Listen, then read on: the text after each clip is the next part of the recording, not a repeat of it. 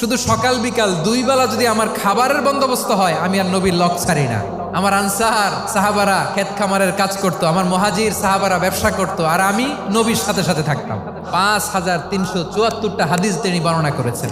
সবচেয়ে বেশি হাদিস বর্ণনাকারী সাহাবী আবু হুরায়রা রাদিয়াল্লাহু তাআলা আনহু। বিড়ালের বাবা কি করতেন? খালি হাদিস মুখস্থ করতেন। হাদিস প্রিজার্ভেশনের কাজে বিশ্বনবী ওনাকে কাজে লাগিয়েছেন। উনি একদিন বলেন, ইয়া রাসূলুল্লাহ আসমাউ মিনকা কাসীরান ফালা আহফাজু। নবী, অনেক কথা শুনি, আমার মনে থাকে না। বিষ্ণু বললেন, তাই তোমার চাদরটা বিছাও। আবু হুরায়রা বিছালেন। বিশ্বনবী হাত বুলায় দিলেন। এরপরে অনেক হাদিস বর্ণনা করলেন। আবু হুরায়রা বলে, তারপর থেকে বিশ্বনবী যাই বর্ণনা করে আমি শুনি আর একটাও বলি না। এখন সুবহানাল্লাহ। বিশ্বনবী ওনাকে নবীর এই যে লক্ষ হাদিস প্রিজার্ভেশনের এই দায়িত্ব দিয়েছেন সাইয়েদনা আবু হুরায়রা রাদিয়াল্লাহু তাআলা আনহুকে। আপনারা কি খেয়াল করেছেন কত বড় চৌকস ট্যালেন্ট হান্টার ছিল আমার নবী? এক একজনের এক এক ট্যালেন্ট, এক একজনকে এক এক দায়িত্ব দিয়েছেন, এক একজনের প্রতিভাকে এক একভাবে বিকশিত হওয়ার সুযোগ দিয়েছেন। আওয়াজ করে বলেন ঠিক কি না?